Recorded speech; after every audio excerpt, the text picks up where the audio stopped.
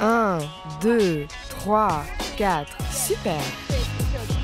Une plage de Sotchi sur les bords de la mer Noire. Cet après-midi, une petite troupe de danseuses s'entraîne. Oh là là, c'est fatigant. Et il fait chaud sous le soleil en plus. Ce soir, elles doivent assurer un show dans un club de la ville. Il y a une concurrence énorme ici. De très belles filles viennent de toute la région et les hommes sont en minorité. Alors on doit se perfectionner tous les jours, savoir se montrer, et c'est vraiment du boulot.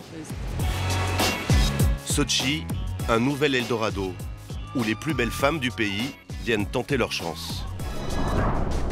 Sotchi, c'est la plus grande station balnéaire de Russie, à plus de 1500 km au sud de Moscou. Une ville qui s'étend sur près de 150 km, entre les côtes de la mer Noire et les montagnes du Caucase. La capitale de la Riviera russe pour des centaines de milliers de vacanciers.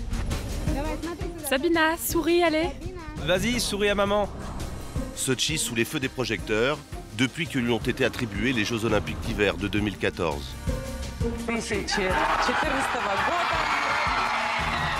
Des JO à Sotchi, c'est le résultat des efforts de Vladimir Poutine, qui vient souvent y dévaler les pistes, déguster une bière fraîche devant un match de foot ou recevoir ses vieux amis.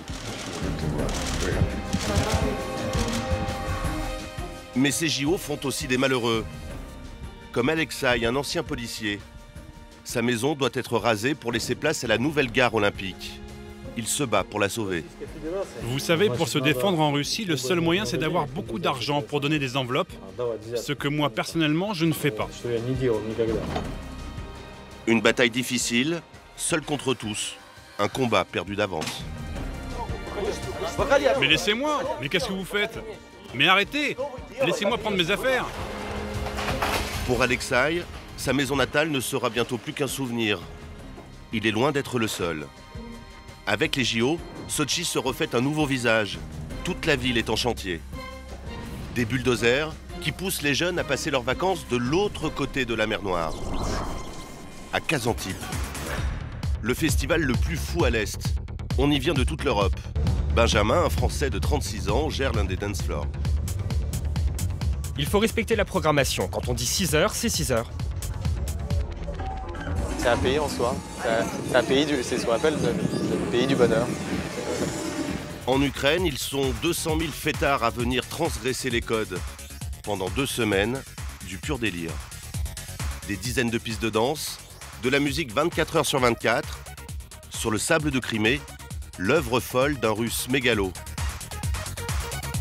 Le voici qui parcourt son royaume en véhicule électrique. Dans ses bras, son fils de 2 ans. Je vous le dis en toute sincérité, je suis un dictateur. Un dictateur de la fête, au projet démesuré. Je veux une représentation à l'ONU, l'indépendance, la reconnaissance de notre République et de ses droits. Ici, la jeunesse dorée vient s'oublier le temps d'un été. Pendant que Sotchi se prépare à accueillir sur ses plages familiales un événement planétaire. Voyage le long de la Riviera russe.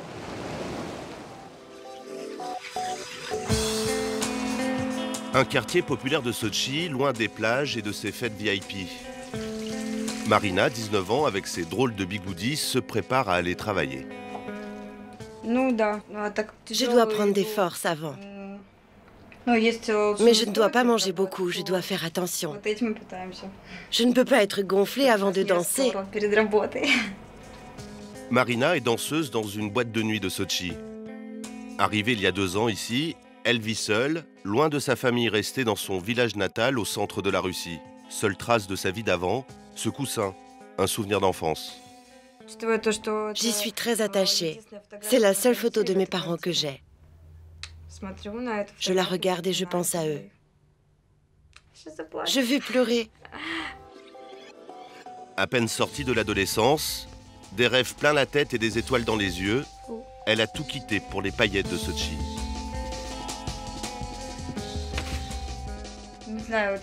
C'était comme une obsession, d'autant plus que je savais déjà que ce serait une capitale olympique. Plusieurs fois par semaine, Marina danse près de 8 heures par nuit dans les clubs de la ville. Il est 19 h, direction l'Oblaka, une boîte ouverte il y a 2 mois par un richissime homme d'affaires de Moscou. Dans les autres établissements, les gens parfois me touchaient ou me renversaient du champagne dessus. Alors à l'Oblaka, je voulais absolument y entrer. En été, c'est le meilleur établissement à Sotchi. Le meilleur, le plus cher surtout.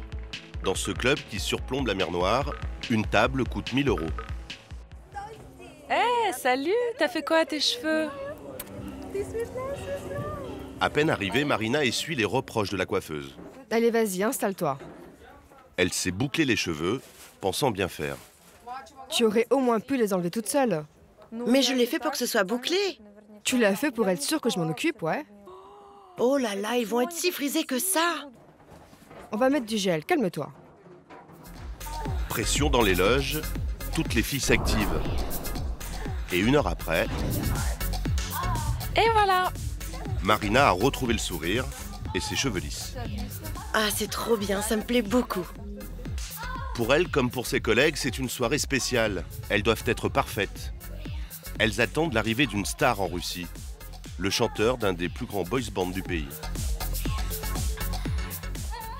Je l'adore.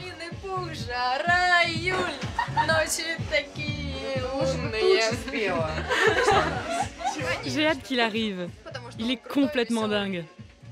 On va allumer le feu. Même plus. La gérante du club, Aliona, semble dépassée. La soirée d'aujourd'hui est vraiment importante, même primordiale pour nous.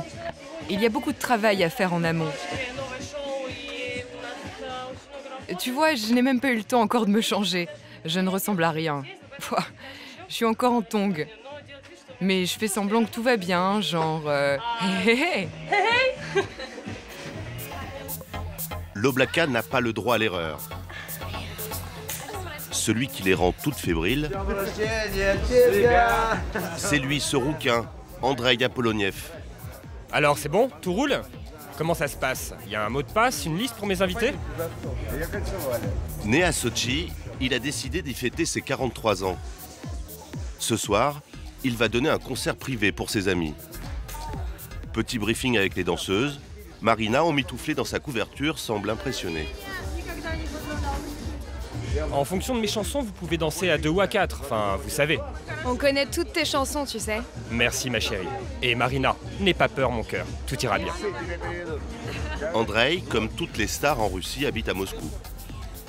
Toi, ça fait si longtemps. Mais reste l'enfant chéri de Sotchi. Sotchi est devenu une autre ville depuis mon enfance.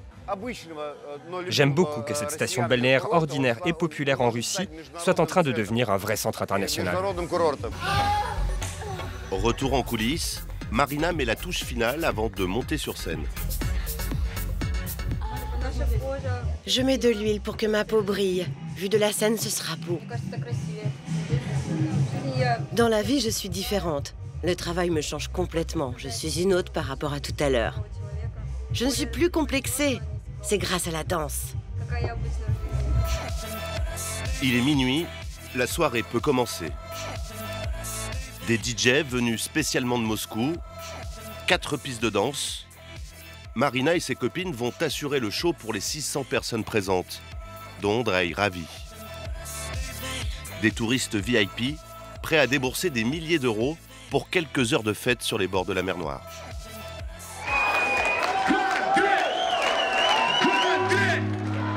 Au tour de la star de rentrer en piste. Première chanson, son plus gros tube, celui qui l'a fait connaître. De la bonne pop, vendue à des millions d'exemplaires.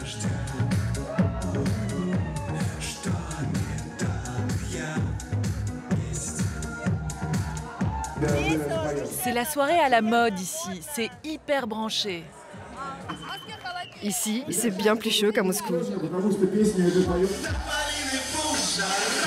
L'ambiance est à son maximum. Pour Marina, un dernier passage, avant de faire les comptes de la soirée.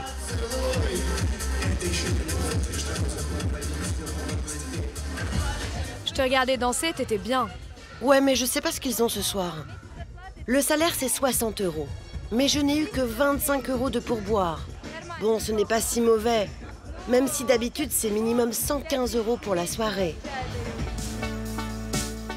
Il est 4 h du matin, Marina rentre chez elle. Aliona, la gérante, semble bien moins stressée que tout à l'heure. Elle a réalisé 100 000 € de chiffre d'affaires. Champagne à volonté et amuse-gueule à prix exorbitant, Andrei et ses amis n'ont pas regardé à la dépense. Ici, c'est la Russie, mais en fait, ça n'a rien à voir avec le reste du pays.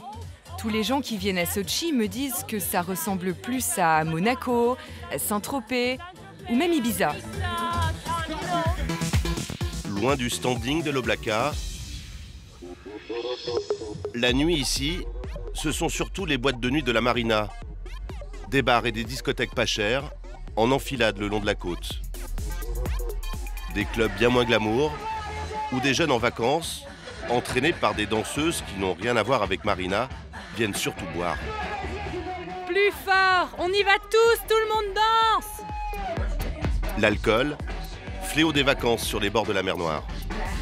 Eh, vas-y, fais gaffe! Mais c'est toi! Allez, c'est bon, détends-toi. L'été, la ville de Sotchi doit appeler des renforts. Dès juillet, une centaine de policiers débarquent, reconnaissables à leur uniforme d'un autre âge. Le sergent Atrioum, à gauche, vient de la région de Moscou. Il y a 1 million de touristes qui viennent chaque été. Ça fait 3 fois plus de personnes que durant l'année. Et à cause de l'alcool, les gens n'arrivent plus à se contrôler. Tout à coup, appel du central. Oui, je vous reçois. Allez directement au club numéro 3. On a besoin de nous à l'entrée d'une boîte. D'un pas si pressé, ils arrivent devant une discothèque où une bagarre a eu lieu il y a à peine 5 minutes. La victime, c'est cet homme. Il appelle un ami à l'aide. Je suis là où il y a de la musique. Viens maintenant! Nous cherchons à lui parler, ce qui dérange le videur du lieu. Vous allez arrêter de tourner? C'est une de tes petites bites qui m'a attaqué. Tu vois bien qu'il y a la télé française qui filme ici. Ah, et donc je peux rien dire. À quoi bon, abruti? Je suis très calme, moi, alors arrête et ne commence pas à m'insulter. Nos deux sergents, eux, ne font absolument rien.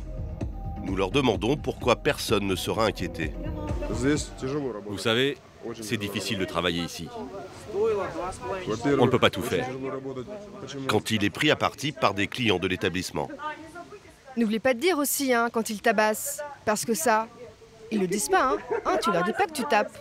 Et en plus, vous faites rien. C'est vrai ce qu'on dit, tu le sais. C'est vrai quoi? Vous n'en foutez pas une, rien, vous ne bossez pas.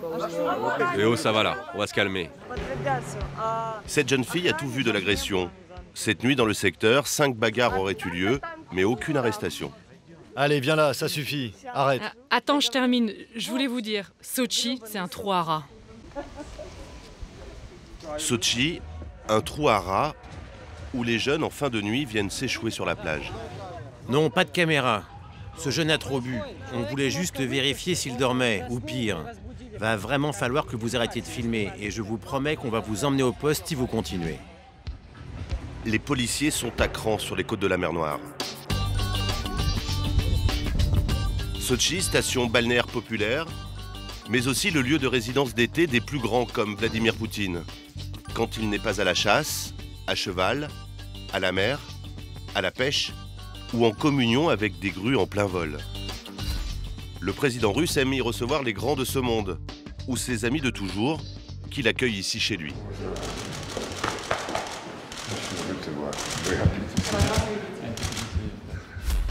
Sotchi, dont le destin a basculé le 4 juillet 2007, le jour où le CIO lui a attribué les Jeux.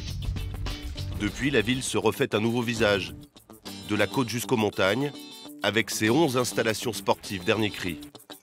Et près de 200 chantiers pour moderniser les routes, l'aéroport, la gare, ou construire des hôtels 5 étoiles. Un changement radical que payent au prix fort des milliers d'habitants menacés d'expulsion. Comme Alexei, 45 ans, un ancien policier. Sa maison au bord de mer, gênerait la construction de la future gare. Voilà, c'est ici qu'on habite. Et vous voyez, on a écrit « Les JO privent les gens de logement ».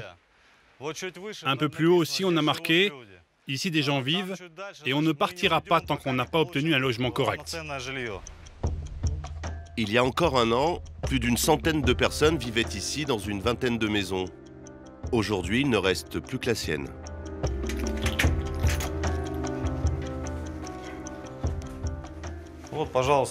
Regardez, voilà comment on vit. Là, le gaz, il est dans ces ballons, ici. C'est comme ça qu'on fait la cuisine. Et ça, c'est le générateur pour la lumière. Il n'y a pas d'eau, l'eau a été coupée. Venez voir les toilettes et la douche. On en est réduit à ça. Des conditions de vie insalubres. Il vit ici avec son fils de 14 ans. Leurs voisins se sont résignés au départ, mais eux refusent. Depuis novembre 2010, Alexei se bat seul, sans avocat, contre l'État et la société de construction. Pour l'instant, son dossier est en attente de jugement. Un court répit face aux menaces et aux intimidations. Regardez, au mois de janvier, à minuit, tout le monde dormait, il faisait froid, et on nous a lancé une pierre. Ça a cassé la vitre. Et pourquoi ils ont fait ça? Pour nous faire partir. Pour qu'on parte. Pour qu'on parte. Pour qu'on n'habite plus ici parce que la maison les empêche d'encercler le terrain. Alexei et son fils font de la résistance, mais 3000 personnes ont déjà été délogées.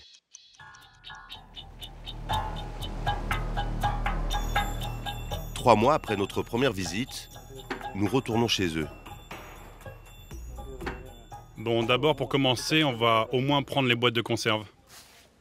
Alexei et son fils font leur bagage. Le jour qu'ils redoutaient tant vient d'arriver. Vu que je ne sais pas du tout où on va passer la nuit, il faudra qu'on ait quelque chose à manger. La veille, Alexei a reçu l'avis de démolition. Avant que les bulldozers n'entrent en action, il va être expulsé. Tous ses efforts ont été vains. Vous savez, pour se défendre en Russie, le seul moyen, c'est d'avoir beaucoup d'argent pour donner des enveloppes. Et ça, moi, personnellement, je ne le fais pas. Je le sais par expérience maintenant. En Russie, personne ne va vous aider.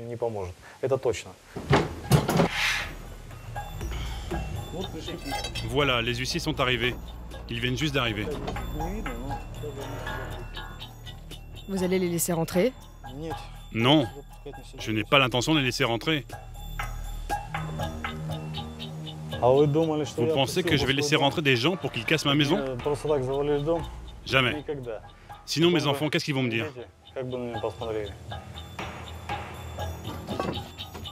Ils sont plus d'une dizaine, policiers, huissiers, ouvriers à s'activer. Ils viennent d'ouvrir la première porte de la maison. Alexei est barricadé au premier étage. Il enregistre tout pour garder des preuves. Ils ont presque ouvert.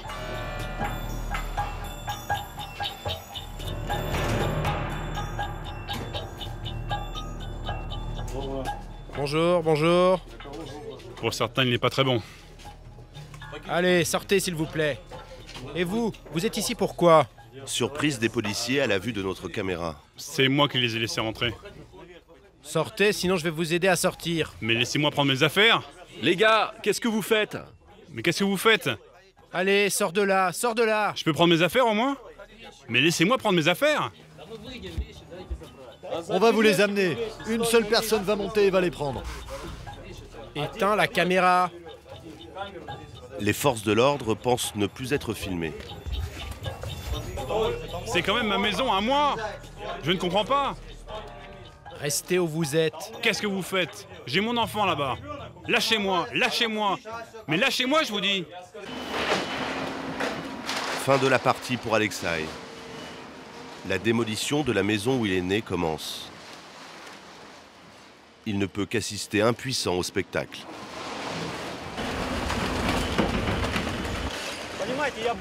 Vous voyez, je suis un SDF maintenant. Je ne sais plus quoi dire. Tout ça à cause des Jeux Olympiques. Et le coupable de tout ça, c'est le gouvernement local qui n'a rien fait. Mais la mairie également qui m'a promis de m'aider pour que je ne reste pas dehors et qui n'a rien fait non plus. Pendant plusieurs heures, les ouvriers entassent dans la boue les maigres affaires qu'Alexei a réussi à sauver. Sous la pluie, ce matin d'hiver, Alexei et son fils quittent leur maison dans cette voiture prêtée par un ami, sans savoir où aller. L'histoire d'Alexei, l'envers du décor que les autorités préfèrent cacher.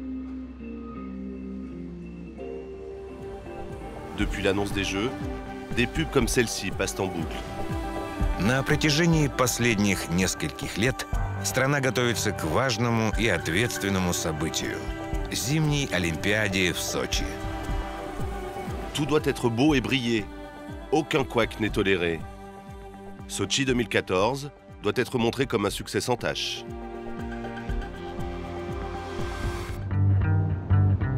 Deuxième jour d'une visite de presse. Baladés d'installation en installation, journalistes russes et internationaux sont là pour relayer le discours d'une machine de communication bien huilée et surveillée au millimètre. Nous arrivons sur le site du futur parc olympique. De suite, Oksana, la chargée de com en t-shirt blanc, nous surveille. Explique-lui qu'il ne peut pas filmer ici. Vos papiers, s'il vous plaît. Il est interdit de filmer ici. Rentrez à l'intérieur, s'il vous plaît. Nous franchissons la première barrière de sécurité. Mais à peine quelques mètres plus loin, deuxième vérification. La sécurité des installations olympiques, c'est la priorité. Les normes de sécurité sont très strictes. Par exemple, pour tous les poids lourds, on a mis en place un système de scanner. Une obsession sécuritaire avant même le début des Jeux. Sur le site olympique, première halte. Là, juste derrière, se trouve une des arènes de notre parc. Direction cette installation sportive, le Palais de Glace, qui accueillera plus de 12 000 spectateurs pendant les Jeux. Oksana donne le flambeau à Vladimir, l'ingénieur en chef, le seul ici autorisé à répondre aux journalistes. Vladimir est compétent pour vous parler de notre parc. Petit discours officiel avant d'arriver sur la patinoire. Vous voyez bien le parc là et toutes les installations qui l'entourent. Ça, c'est notre grand palais de glace et ça, c'est le club de glace. Cette patinoire accueillera les matchs de hockey. Vladimir fait le boulot, répond aux journalistes. Mais au moindre écart, la chargée de com le reprend. Nous pouvons rentrer par le terrain et ressortir du côté de la salle de conférence. Non, ça veut dire non. On peut rentrer par le haut, la salle de conférence, la salle de presse et puis c'est tout. Ça peut être pas mal et intéressant. Ce n'est pas les journalistes qui vont décider de ce qu'ils peuvent voir ou de quoi parler. Moi j'ai fait ça spontanément, je voulais faire au mieux. Eh bien c'est non. Oksana n'en démord pas, c'est niette. La visite se poursuit à marche forcée. Allez, on y va, on monte dans le bus. Suite du tour organisé. Nous partons pour le centre iceberg, impressionnant du haut de ses 34 mètres. Ici se dérouleront les compétitions de patinage artistique et de vitesse. Une visite toujours sous l'œil avisé d'Oksana. Alexandre, vous savez quoi dire, hein? Une petite piqûre de rappel avant de répondre à ces journalistes russes.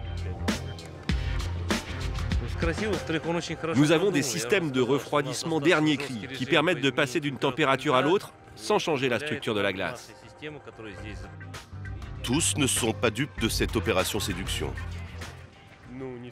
Non, on ne nous dit pas tout. Par exemple, c'est très difficile d'obtenir des informations sur l'aspect financier des Jeux. Savoir combien les installations coûtent, quel est le vrai budget des Jeux Olympiques. La somme serait démesurée, 36 milliards d'euros. Les Jeux d'hiver à Sochi sont les plus chers jamais organisés, 26 fois plus que les précédents Jeux à Vancouver en 2010, notamment à cause des retards et de la corruption. Après plus de 2 heures de visite, dernière halte dans une énième patinoire, et toujours des contrôles tatillons. Regarde, ils sont tous là. Tout le monde a montré sa pièce d'identité? Tiens, regarde, elle est là. Donc c'est bon, tu as tout le monde. Si la sécurité est une obsession pour les organisateurs, c'est parce qu'une menace pèse sur ces Jeux d'hiver. Dans ces montagnes se déroule une guerre qui n'en a pas le nom. À l'est de Sotchi, en Tchétchénie et dans les autres provinces du Caucase du Nord, un conflit oppose Moscou aux séparatistes islamistes. En 2012, les combats ont fait près de 300 morts. L'armée russe est toujours présente et les menaces bien réelles. L'année dernière, les forces spéciales ont déjoué un attentat censé frapper Sotchi et empêcher les JO. Une guerre menée par cet homme, Doku Umarov, un chef rebelle tchétchène. Cette vidéo a été postée sur Internet en juillet dernier. En tant que Moudjahidine, notre devoir, c'est de ne pas laisser ces JO se tenir, et ce, par tous les moyens qu'Allah nous donne. On doit faire tout ce qui est possible pour empêcher ces JO de Satan. Dernière attaque perpétrée par le groupe d'Umarov. Cet attentat commis le 21 octobre dernier contre un bus dans le sud du pays. 6 morts et de nombreux blessés, l'attentat le plus meurtrier depuis 3 ans en Russie. Une attaque kamikaze attribuée à cette femme de 30 ans originaire du Caucase. Pour ceux qui veulent fuir Sotchi, ses foules, ses travaux et ses menaces, le meilleur endroit pour passer ses vacances, c'est de l'autre côté de la mer Noire, sur la péninsule de Crimée, à Kazantip. La Riviera russe des jeunes sexy et branchés. Bienvenue dans l'un des 10 plus gros festivals au monde, où près de 200 000 personnes viennent faire la fête sur une dizaine de dance floors pendant 2 semaines.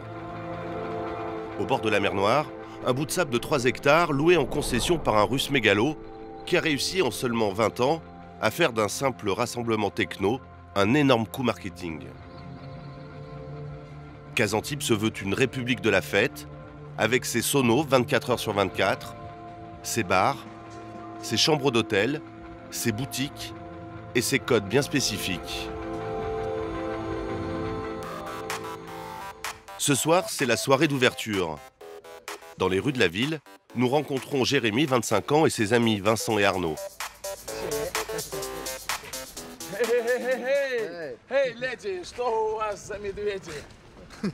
Pareil. Ces 3 Bordelais sont venus fêter la fin de leurs études à 3000 km de la France. Sur le chemin du festival, les rencontres sont faciles.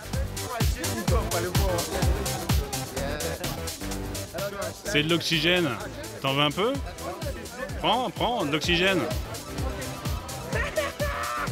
Jérémy vient d'inhaler du protoxyde d'azote, un gaz à effet euphorisant et hallucinogène, vendu sur le festival à 3 € le ballon.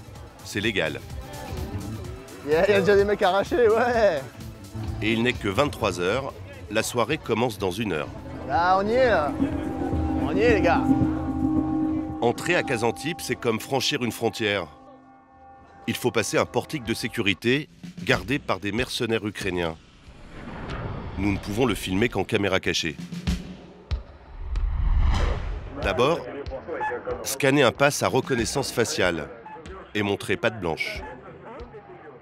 Hé, enlève tes lunettes et ta casquette, il faut que je te voie. Un passeport pour la République de la fête, contrôlé par d'anciens militaires. Ce qui n'a pas l'air de déranger les Français. Ouais, on y est, les gars. C'est le petit pass pour rester là 1 semaine. Ça, c'est le visa dans la République de Kazantip, ça. Ça nous permet d'entrer ici, de sortir comme on veut, comme si on était à la frontière. C'est trop cool. Le sas de sécurité et un droit de passage de 260 €. Le prix à payer pour avoir accès au pays de la fête pendant 2 semaines. Yeah. How are you?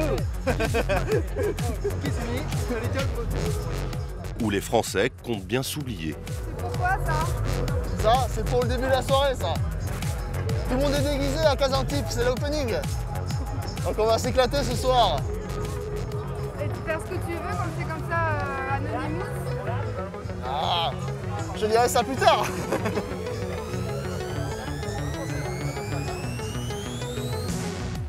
Des DJ venus de Moscou sont déjà en place. Arnaud, à peine arrivé, essaye d'en profiter, de venir un autre le temps d'un soir. C'est ce que propose Kazantip. Ici, on ne parle pas d'un festival, mais d'une république, avec sa frontière et ses symboles, comme ses drapeaux et ses signes de reconnaissance, ces valises jaunes marquées du sigle Z, le logo de Kazantip.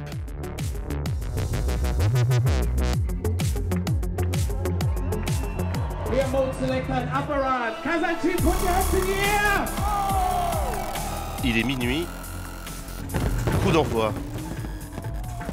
Le show est démesuré, avec les meilleurs artificiers mondiaux, les derniers costumes high-tech, une soirée financée par des Russes milliardaires, protégés dans leur carré VIP et entourés des plus belles femmes.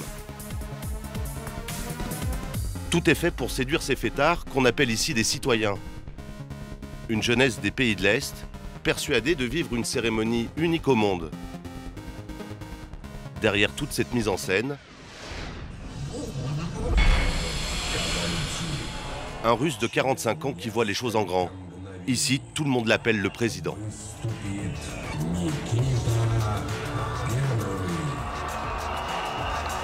Nikita Ier, un homme au budget illimité et qui sait vendre. Ces images ont été tournées par son propre dispositif, digne des plus grandes chaînes, pour ne rien louper de la fête.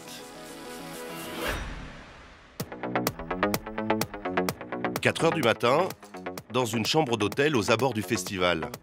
Benjamin, 36 ans, et sa petite amie ukrainienne se réveillent. Tu sais où sont mon téléphone et mon passe? Là. C'est l'heure d'aller au boulot.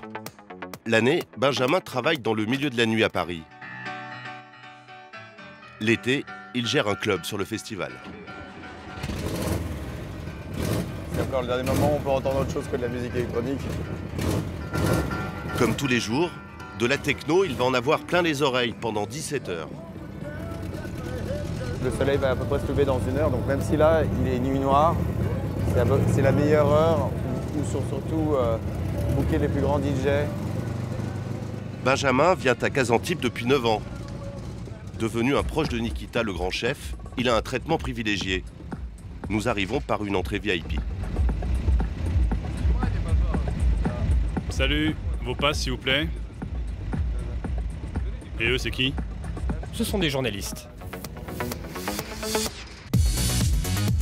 Pour tenir le choc, Benjamin a ses petites habitudes dans ce bar du territoire. Tous les matins, en fait, c'est mon café matinal. En fait, je prends un V52 parce qu'il y a de l'alcool de café dedans, un peu de et ça tout de suite, ça réveille. C'est efficace. Méthode russe. Benjamin est maintenant d'attaque pour prendre la température des clubs, qu'on appelle ici des floors. Donc ça, c'est l'entrée. Et retrouver les DJ qui viennent d'arriver. Salut mon pote, ça va? Ouais, super, et toi? C'est l'heure de prendre les rênes du Heaven, son floor. Bonjour. Salut chef. L'un des plus sélects du territoire.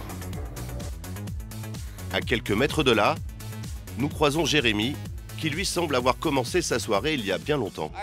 Je vais aller me prendre une bière et je rentre me coucher. Tu vas te coucher? Oui. Ok, à demain mec. Sans Vincent ni Arnaud, ses deux acolytes. Je suis parti un peu tout seul en soirée, du coup je vais les rejoindre là, je vais essayer de les chercher, les trouver. On verra bien. Je suis cherché pendant 20 minutes, n'importe quoi, c'est là-bas. Je suis allé là-bas, je suis allé à l'autre scène là-bas. Pour les amis retrouvés, c'est l'heure d'un dernier verre. Bon, on a soif. English? Tu parles anglais? Ok, alors 2 vodka avec du jus d'orange et de la grenadine. Ici, comme dans la trentaine de bars et de restaurants de Kazantip, les prix sont fixés à la tête du client. 8? Ok. Allez, merci. C'est bas. C'est cher? 8 € les 2 verres, c'est un peu comme en Europe, mais ça dépend de la soirée, ça dépend du jour. Les prix changent un peu suivant la soirée presque. C'est un peu bizarre. Il est 6 h du matin. Dans quelques morceaux, les jeunes Bordelais iront se coucher. Généralement, le soleil se lève et après, quand on a faim, on sort du festival. Et voilà, mais généralement, c'est vers 6 h. 6 h, pas plus. Mais pour nous, ça s'arrête. Mais ici, ça s'arrête jamais ici. Fin de soirée pour Jérémy. Alors qu'au même moment, la journée commence pour Benjamin. Il doit gérer un imprévu. Ce DJ russe termine dans 10 minutes et personne n'est là pour reprendre le flambeau. La liste, je ne sais pas s'il va respecter son heure, mais normalement il va arrêter à 6 heures. Donc j'allais chercher un DJ, sinon il n'y aura plus de musique. Sprint matinal pour Benjamin qui doit aller récupérer sa DJ sur une autre piste à l'autre bout du territoire. Il y a des règles ici, tu sais. Des règles? Oui, il y a des règles. Oh, ça va, c'est pas la fin du monde. La retardataire, c'est DJ Blondie. Elle vient de Londres. Tu dois respecter la programmation. Si on te dit 6 heures, c'est 6 heures. La jeune femme terminait tout simplement une bière dans un autre bar. Benjamin essaye de gagner du temps. Combien de temps tu peux jouer encore? Ben, je sais pas, une demi-heure, ça irait? Ok, pas de problème. Bon, je suis désolé, mais on a encore un peu de temps. Affaire réglée. La tension retombe.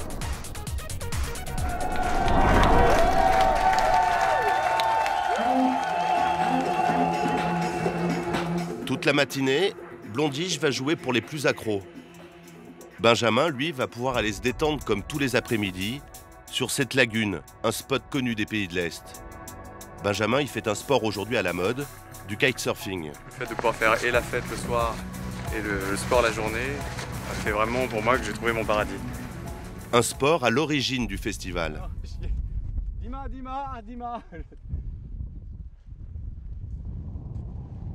Nikita, lorsqu'il est parti pour la première fois en Crimée en 92, c'était pour faire du windsurf. Le soir, il faisait un feu de camp avec de la musique et c'est comme ça qu'ont commencé les premières fêtes de Kazantip, sur la presqu'île de Kazantip. Et d'une première fête avec 20 sportifs la première année, c'est passé à 200, puis 400, puis 2000. Une réussite. Nous avons voulu rencontrer l'homme qui tire les ficelles de Kazantip. C'est lui, Nikita. Difficile à attraper à bord de sa machine, son fils de 2 ans dans les bras. Encadré par ses 2 attachés de presse, le président a bien voulu nous accorder quelques minutes d'interview. Non, c'est pas bon là, ce n'est pas du tout préparé, tu comprends? Je m'en fiche d'être assis ou debout, c'est juste que là... Bon, allez, qu'ils posent leurs questions et vite.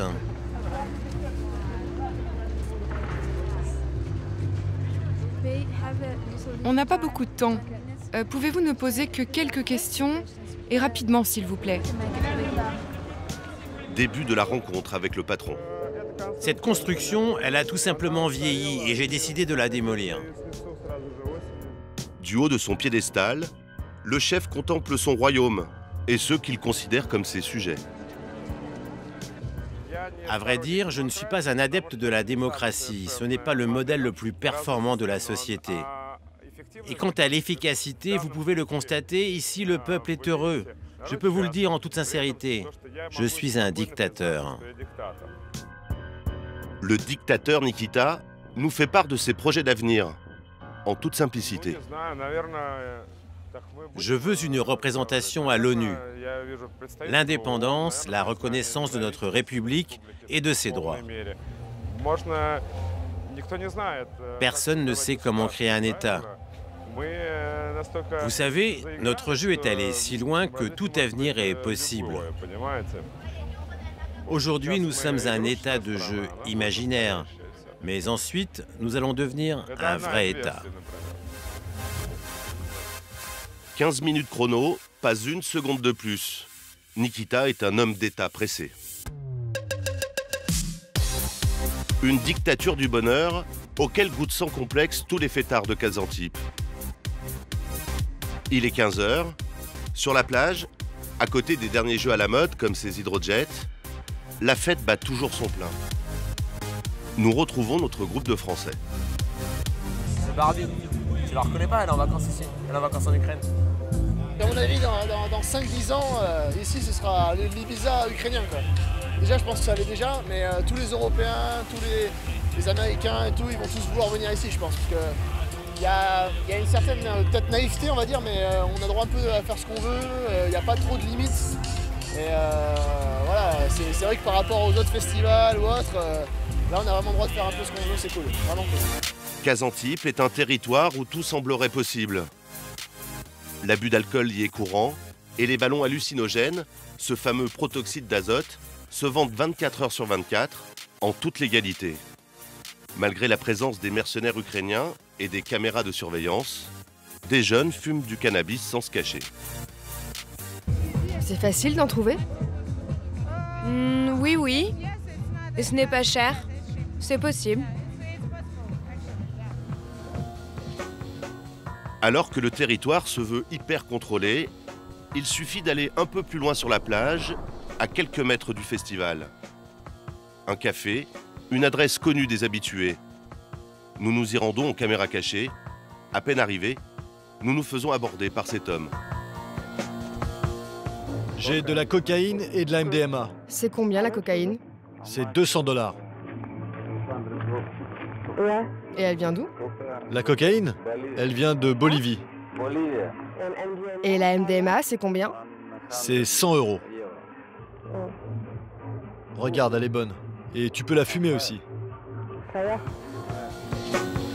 Ces trafics de drogue n'existent qu'en période de festival. Avant de nous quitter, Benjamin nous fait partager l'une des coutumes de Kazantip, le coucher de soleil. Il est 19 h, surtout ne rien manquer du moment. Karima, tu viens avec nous? Tu veux boire quelque chose? Je voudrais de l'eau sans bulle, s'il vous plaît, de l'eau plate. Bien entouré, entre son ex et sa nouvelle amie. La musique s'arrête, c'est le seul moment de silence à Kazantip. D'ailleurs, au moment du dernier rayon, le soleil, c'est la tradition, tout le monde doit applaudir. La mer Noire, dans sa version glamour. Mais aussi plus à l'est, des plages bondées en juillet-août. Allez, on m'en prend un, c'est bon. À Sotchi, à quelques mètres de la foule, à l'abri des regards, deux hommes sont en train de se changer. Herbert, 26 ans, et Raymond, 32 ans. C'est bon. Ils sont tous les deux Camerounais. On va descendre, faire le petit boulot pour lequel on est au sud. L'année, ils sont étudiants à Moscou. Mais l'été, ils endossent un autre costume. L'uniforme d'un travail inimaginable ailleurs dans le monde. Photo. Photo dans des cas. Leur boulot, se faire prendre en photo avec des vacanciers dans un costume qui rappelle les temps coloniaux et les anciennes pubs racistes. Tous les jours, ils arpentent la plage et vont démarcher le client. Salut, ça va? Comment tu vas? Bien, et toi? Tu veux une photo aujourd'hui? Non, j'en ai déjà une, c'est bon. Raymond propose à ce touriste différents styles de photos en fonction de ses goûts. Vas-y, on va faire celle-là. Ce père vient de décider quelle pose fera sa fille. Mais avant tout, impossible pour cet enfant d'échapper au déguisement. Et vous l'habillez comment, là? C'est la tenue africaine. La pose du cochon pendu. Prends ses pieds. Un classique à Sotchi. Regarde par là. Enlève cette main. Un cliché du sauvage cannibale. Mais ici, ça ne choque personne. Où est le mal? Pourquoi pas? Pourquoi on ne pourrait pas le faire, hein? Dites-moi, pourquoi pas? Mais c'est raciste de faire ça. Mais non, ce n'est pas du tout ça. Pendant 3 heures, Herbert et Raymond vont se faire prendre en photo, principalement avec des enfants. Comme avec cette petite fille encore. Une photo que son père lui offre comme un cadeau. Bah, pourquoi je pourrais pas le faire? On prend bien des photos avec des dauphins aussi. Vous savez, les voir pour nous, c'est inhabituel. Leur extérieur est différent. Leur couleur de peau, ce n'est pas la nôtre. Nous, on a la peau blanche. C'est exotique. Subir les insultes, Herbert n'a pas le choix. C'est son gagne-pain. C'est une image qu'on vend, entre guillemets, quoi. C'est un pan de l'Afrique, c'est une partie de l'Afrique. On ne peut rien. C'est ça aussi. T'as pas peur que ça dérange la communauté noire à côté? Mais bien sûr, ça va déranger. Ça dérange parce que c'est pas un travail digne pour certains. Donc c'est un peu ça, quoi. Pourquoi c'est pas un travail digne? Bon, d'autres trouvent que c'est salissant. Il n'y a pas que ça l'Afrique, comme tu le dis. L'Afrique a d'autres choses à montrer. Mais c'est un peu ça. Toi, t'en penses quoi? Je vous l'ai dit. Simplement, j'en pense rien. Je le fais pour survivre. Ils sont plus d'une dizaine par jour, par groupe de 3 le plus souvent, à venir se vendre sur les plages de la mer Noire. Pour seulement 5 € la photo, et la compétition est rude. On va s'arrêter là parce que c'est notre partie de la plage, quoi. Donc ça c'est notre partie. De là à où on a commencé là. Donc c'est un peu ça. Parce que les autres groupes ont les autres parties, quoi. Tu es là sur le territoire d'un autre? Oui, là, parfois il arrive comme bagarre. Des bagarres pour défendre son territoire. Parce qu'à la clé, la somme récoltée à la fin de la saison leur permet de vivre au moins 6 mois à Moscou. Tu gagnes combien par jour? Je sais pas, ça dépend. Je peux faire 200 €, je peux faire 400 €. C'est Dieu qui décide. En réalité, Herbert et ses collègues gagneraient autour de 100 € par jour. Malgré tout, une jolie somme qui montre le succès d'un business qui n'existerait qu'à Sotchi. Le soir venu, les stars de la plage se mélangent aux touristes dans le quartier des bars et des boîtes de nuit. Toi, tu es trop drôle, toi. Même sans déguisement, ils se font aborder par les vacanciers. Parfois de manière moqueuse, presque agressive. Viens, tu me payes 23 € pour qu'on fasse une photo ensemble. Allez, viens, tu me payes 23 € pour faire une photo avec un blanc. Qu'est-ce que tu veux? Tu veux me prendre mon téléphone? Alors 23? Hein? 23. Mais il comprend rien. En russe, on dit on te donne, tu prends, on te bat, tu cours. Mais quel con celui-là alors? Les insultes racistes ne sont jamais loin.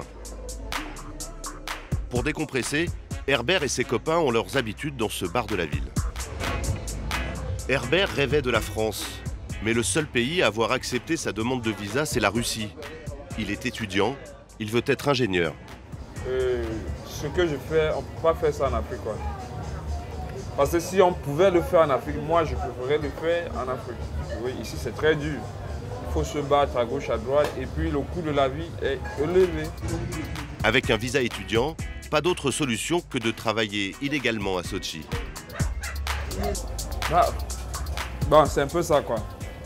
Et puis, c'est vrai, c'est pas un boulot officiel, mais on est obligé de faire avec parce que forcément, il faut avoir quelque chose pour aller à l'école l'année prochaine. Herbert ne sait pas encore s'il réussira à trouver un autre moyen de survivre à 6000 km de chez lui, ou s'il sera obligé de revenir l'été prochain sur les plages de la mer Noire.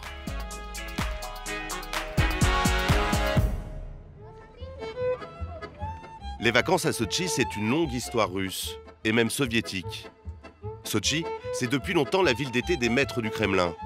Aujourd'hui Poutine, hier Staline. C'est l'ancien dictateur communiste dans les années 30 qui en a fait la ville à la mode.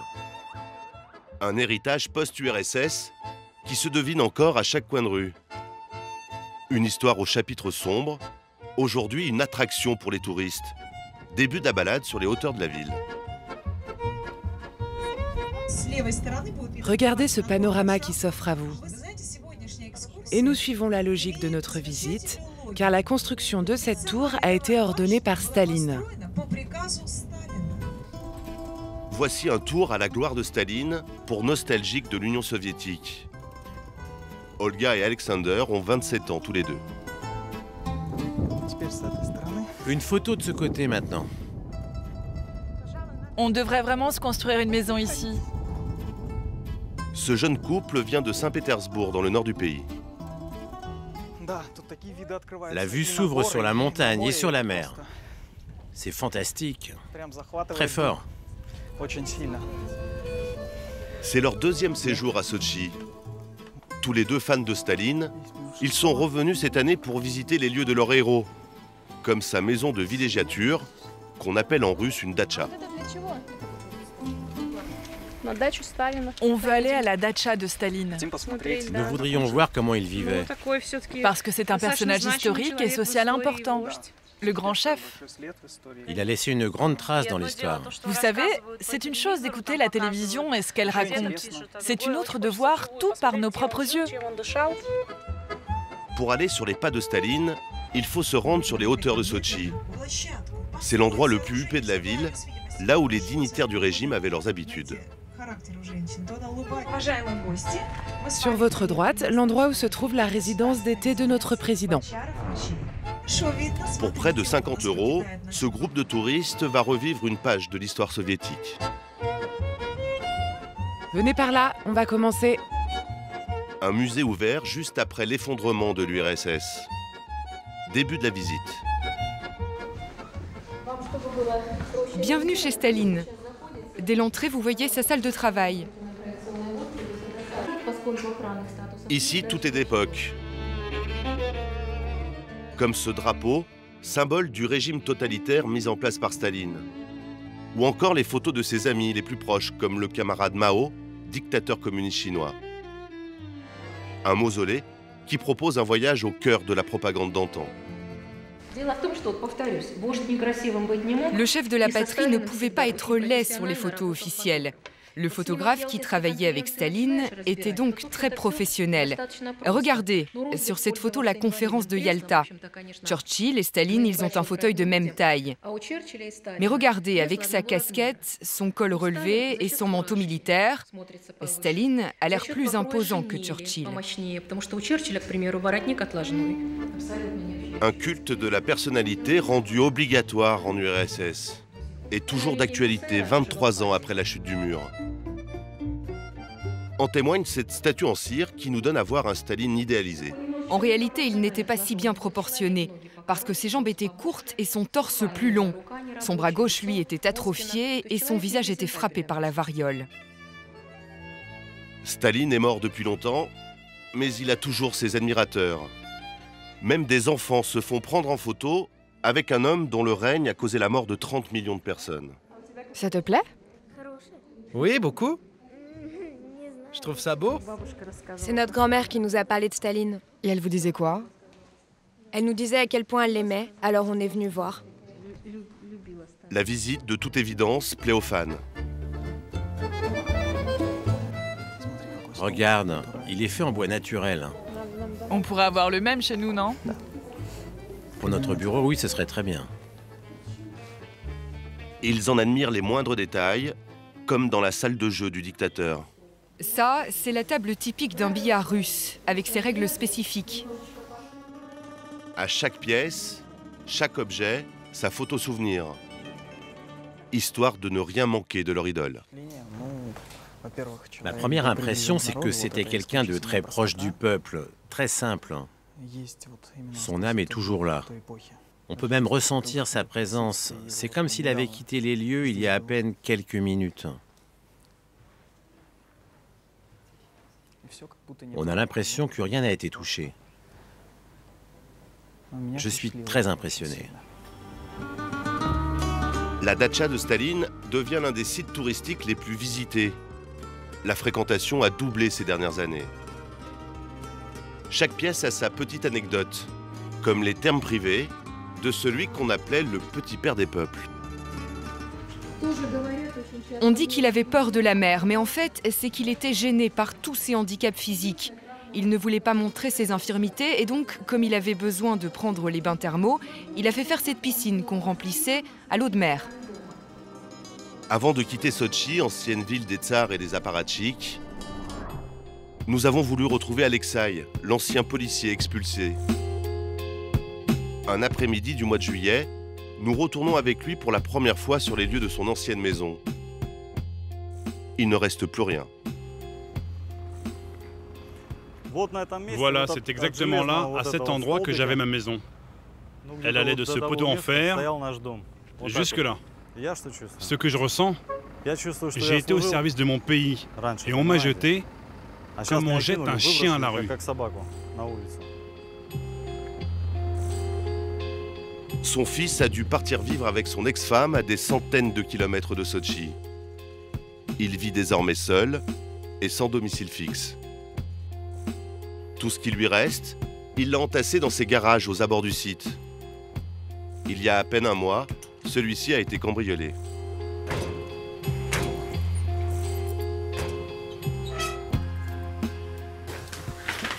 Regardez, tout a été renversé, tout a été fouillé. Tout ce qu'il me reste, c'est ça. Ça, c'est ma grand-mère. Et ça, c'est mon père. C'est tout ce qu'ils m'ont laissé, ces photos. Ils n'ont rien respecté. Alexei n'a reçu aucune compensation ni offre de relogement. Sa dernière chance, la Cour européenne des droits de l'homme. Pour l'instant, il n'a obtenu aucune réponse. Rien de toute façon n'arrêtera le compte à rebours. Les Jeux sont bien trop importants pour la Russie de Vladimir Poutine. Du 7 au 23 février, 3 milliards de téléspectateurs auront les yeux braqués sur la Riviera russe.